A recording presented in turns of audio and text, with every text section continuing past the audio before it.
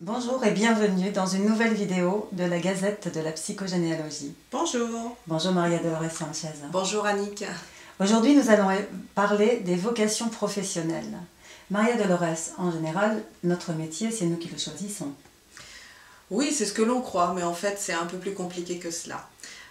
Je parle bien ici, je fais une petite parenthèse, je ne parle pas du métier alimentaire, celui qui nous permet de payer nos charges, notre loyer, etc. de façon très honnête. Non, je parle bien de la vocation professionnelle. Celle pour laquelle on se sent de travailler toute notre vie, qui nous est chevillée au corps et pour laquelle on se sent tout à fait capable de développer des compétences. Cette vocation professionnelle peut même nous amener à exercer ce métier en étant moins payé que si on faisait un autre métier. Mais c'est celui-là que l'on a choisi et que l'on veut. Et donc, ça a un lien avec l'arbre généalogique. Et oui, même si on a l'impression que c'est nous-mêmes qui avons pris cette décision, bien pas toujours. Quand on creuse un petit peu dans l'arbre, on s'aperçoit qu'il y a eu des événements qui sont contraires à cette vocation professionnelle développée par le descendant et que le descendant va chercher à réparer, à compenser. En fait. Vous pourriez illustrer vos propos? Oui, tout à fait. Mais par exemple, le métier de restaurateur. Donc il y en a deux, le restaurateur d'art et le restaurateur le cuisinier. Le restaurateur d'art qui lui va prendre vraiment un bonheur absolu à refaçonner les objets, à leur redonner jour, à leur redonner vie par rapport à ce qu'ils étaient avant. Les objets lui arrivent cassés, abîmés, et en ayant perdu leur couleur. Et donc lui, il va prendre beaucoup de bonheur à les refaçonner, en fait, à leur redonner vie. Cette compétence particulière, il va la développer et vraiment l'exercer avec beaucoup d'amour, parce que dans l'arbre, on s'aperçoit qu'il y a eu des actes de vandalisme. En fait, c'était peut-être des familles un petit peu fortunées, qui avaient des biens, qui avaient des beaux décors dans leur maison, dans leur propriété, et où des personnes sont rentrées et donc ont vandalisé. C'est-à-dire qu'ils ont cassé les objets, qui pouvaient avoir une valeur commerciale, certes, pour cette famille, mais c'est des objets aussi qui souvent étaient des objets familiaux.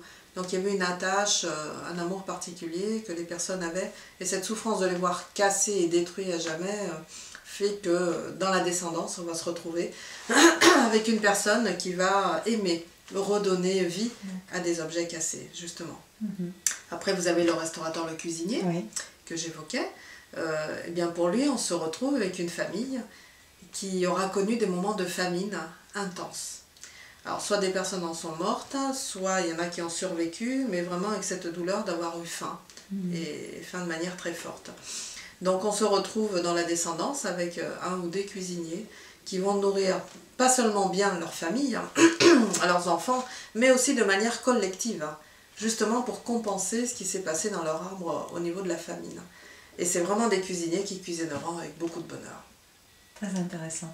Un autre exemple là, peut-être? Pour la route. Le métier de nourrice, puisqu'on en était dans la nourriture, pourquoi pas. Donc la nourrice que l'on voit qui s'occupe très très bien des enfants, et pas seulement pour gagner sa vie à la fin du mois. La nourrice qui aime son métier, on s'aperçoit que dans son arbre, il y a des enfants qui ont été maltraités. Ils ont vraiment eu des maltraitances physiques, ou ils ont été affamés ou mal aimés.